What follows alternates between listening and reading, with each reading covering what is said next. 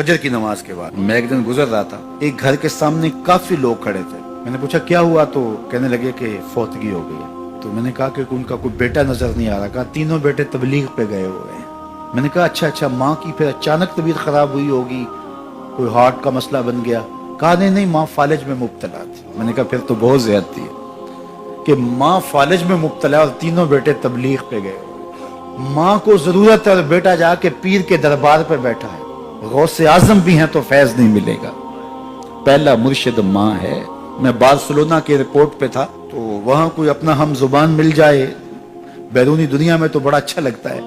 तो मुझे लगा कि साथ वाले बेंच पे कोई माँ बोली बोल रहा है, तो वो इंडियन पंजाब के लोग थे। कहा कि ये हमारा दोस्त है, इसको हम अलविदा करने आए। तो मैंने पूछा कितने अरसे बाद जा रहे हो? तो वो कहने लगा 27 साल 3 माह बाद।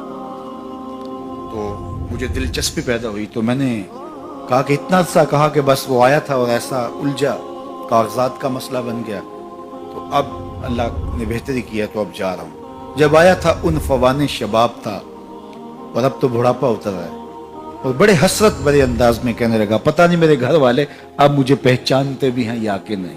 27 साल 3 माह बाद जा रहा हूँ, पता नहीं मेरे घर वाले अब मुझे पहचानते भी हैं या नहीं। मैंने कहा और कोई पहचाने या ना पहचाने, माँ कदमों की आहट से पहचान लेगी। ये मेरे पुत्र के पैरों की आवाज लगती है। तो वालिदैन की खिदमत करेंगे तो सरखुरू होंगे, माँ बाप की बेअदबी करेंगे तो कभी भी आप सरखुरू नहीं होंगे। तो वालिदैन की रिजा को अल्लाह की रिजा समझो। रिज़ाउल्लाह फी रिज़ाउल वालिद व सखतुल्लाह फी सखतिल वालिद।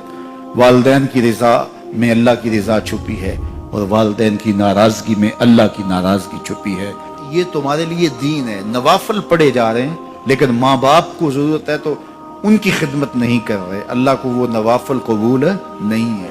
माँ के कदम दबाओ, बाप के पाँव चूमो, तो तुम्हारे नवाफिलों से बेहतर तुम्हें जब वो दुआ देंगे अल्लाह अपनी रहमतें तुम्हारे ऊपर नाज़िल कर देगा। तो उनकी खिदमत करो। एक शख्स जहाद का इज़्न लेने के लिए हुजूर की खिदमत में आया, हुजूर मैं जिहाद पे जाना चाहता हूँ। कितनी बड़ी बात है, छठा रुकन है इस्लाम का। लेकिन आका करीम क्या बोलते हैं, अहय्युन वालिदा का, क्या तेरे वालिदैन जिंदा हैं? काला नाम, का जी हुजूर जिंदा है। काला फफी है मा फजाहिद, कहा जा उनकी खिदमत कर, यही तेरा जिहाद है।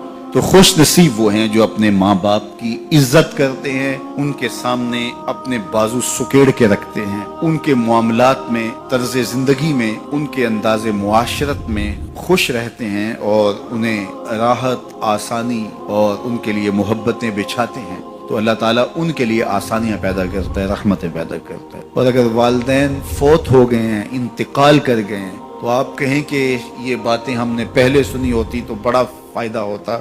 अब तो वालिदैन इस दुनिया से जा चुके हैं, तो अब हम उनकी खिदमत कैसे कर सकते हैं? उनके लिए दुआ करें, उनकी रूह भी आपसे राज़ी हो जाए। उनके लिए जुमअतुल मुबारक के दिन सूरा यासीन पढ़े जाके उनकी कब्र पे, तो उनकी भी मग़फ़िरत हो जाएगी, आपकी भी मग़फ़िरत हो जाएगी।